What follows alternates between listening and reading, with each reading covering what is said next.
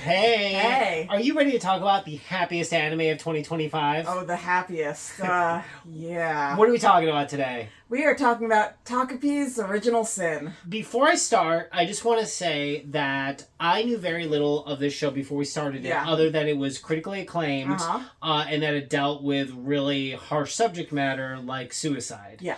So, with that, I recommend, if you're interested in seeing this show and don't know much about it, I think you should stop this video and watch the show. The show is only 6 episodes. Yeah, and it is so remarkable, and I think it really does benefit from knowing very little. Yeah. That being said, we are going to do our best to not really give away too much. We're going to talk about pretty much the events of like the first 2 episodes and then some other insights, but we won't give any like giant spoilers away. Yeah. In a year that I feel like overall has been sort of okay for new shows, especially compared to last year's like amazing crop of new shows.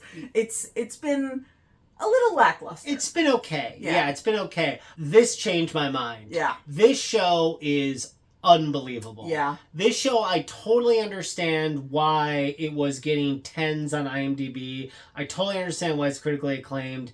It is pretty phenomenal. It's amazing. This is about an alien that comes down to Earth and he wants to spread happiness throughout the land to anyone he can find. Yep, that is his mission for being here on Earth. Unfortunately for him, he finds probably the most depressed kid imaginable in the character of Shizuka. This is a girl that's been through a lot. She has been neglected at home. She is being very harshly abused at school by a bully, and she's kind of on her wit's end when it comes to how bad her life is. Yeah. And Takopi, which is the name that she gives this little squid alien, he wants to help her out with his inventions.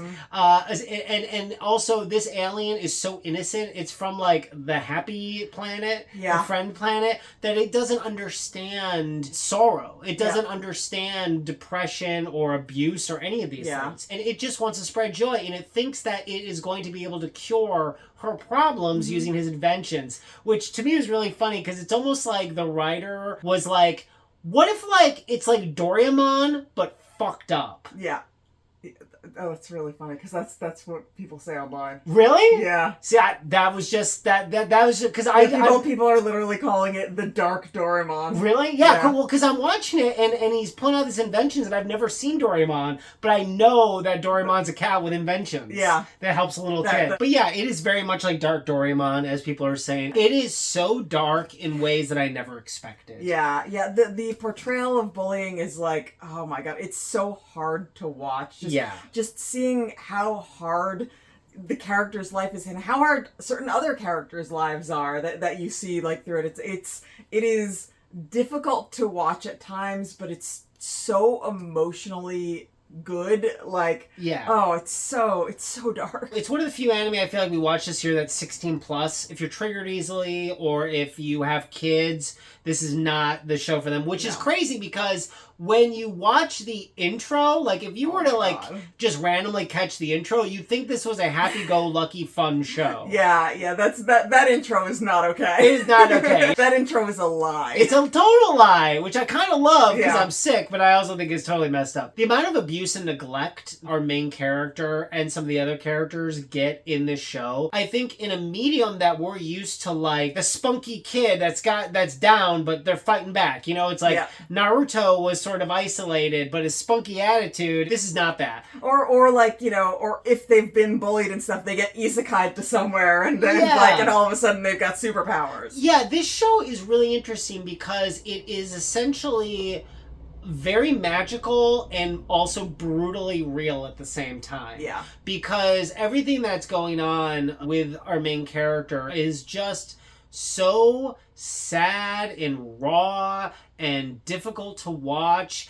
You know, to a point that like I gotta be honest, like something like really big happens, like I think at the end of the 2nd episode, and if that hadn't happened, I don't know if I could have finished all 6 episodes. Yeah, agreed. Because it was very difficult to watch this poor kid get abused. Yeah. I also think if you believe that most people, especially adults, are like kind of psychopaths, this is definitely a show for you because there is very little shelter for these kids. It's true, but I think there's also the lesson of like, violence begets violence. Yeah. The emotional trauma that happens and the emotional trauma that gets like passed down and the way that it affects the kids, because these are fourth graders. You are watching a show about fourth graders, and like, oh my God, the things that they are going through, and you're like, why can't they have better parents? Like, yeah, I think that's if only they had a better home life. I think we all sort of understand like teenagers dealing with this kind of stuff, but for it to be a fourth grader,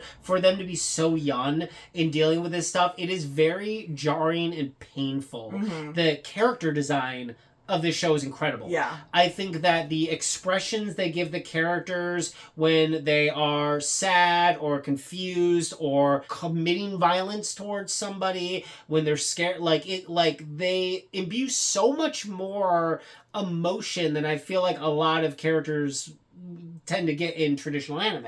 Well, one of the other crazy things is Takopi, his perspective on things. Yes. The way that he's watching, he's there and he's with Shizuka watching her get bullied at school. Yeah. And he's like, oh, this is friendship. Look, this other girl is talking to her so much. Yeah. Clearly there's great friendship there. Look, she keeps on paying attention to her. And it's like, that in itself is like both painful to watch but also entertaining, but you don't want it to be entertaining because it's such a hard thing that you're watching. Oh God, this show! This show is so unbelievable. Like the pathways it takes, the twists and turns. I mean, I kid you not, I think about like 3 or 4 episodes in, I told you, like, if this were like a Netflix original series, like, it would be the show everyone talks about. 100%. It would be like Adolescence this year. It would be, I mean, it has that caliber of like storytelling and emotion and gripping, and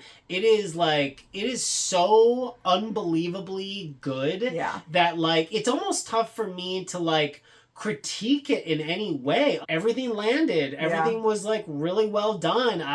It did things I didn't expect. The animation was beautiful. I have no bad things to say. I can't even express how visceral it is. It makes you feel. Yeah. And it's so well done, and like you just want so much for these characters, and you're just watching them. You watch the evolution of Shizuka, like just the twists and turns that her character takes because of the things that have happened to her, because of the things that she's experienced, and you're watching it and you're just like, oh God. I appreciate that they just left it at the 6 episodes. Yes. It got through the entire story that it needed to. And, perfect. And there are no extraneous episodes. It tells the full story. You get the complete thing. And honestly, it feels like you've watched a full, like, rich season of a show. Yeah. And yet it was only 6 episodes. Yeah. Oh, it's so complex and so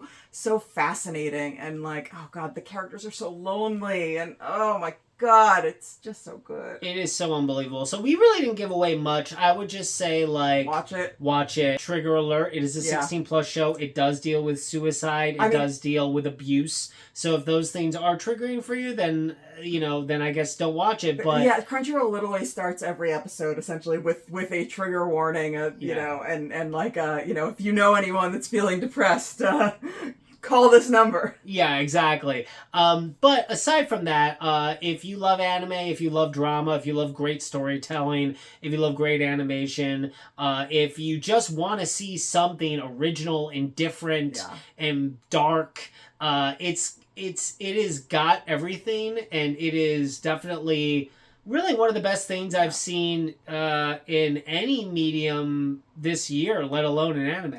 And watch those opening credits, but don't be fooled by them. Do not be fooled. Oh my God. Okay, guys, thanks so much for watching. Takopi's Original Sin is on Crunchyroll. We highly, highly suggest you watch it. Please like and subscribe. And down below, let us know, what is your favorite depressing anime? Ooh. Yeah. It's sad, it makes you feel, but also it's great. Let us know. All right, thanks so much. Bye.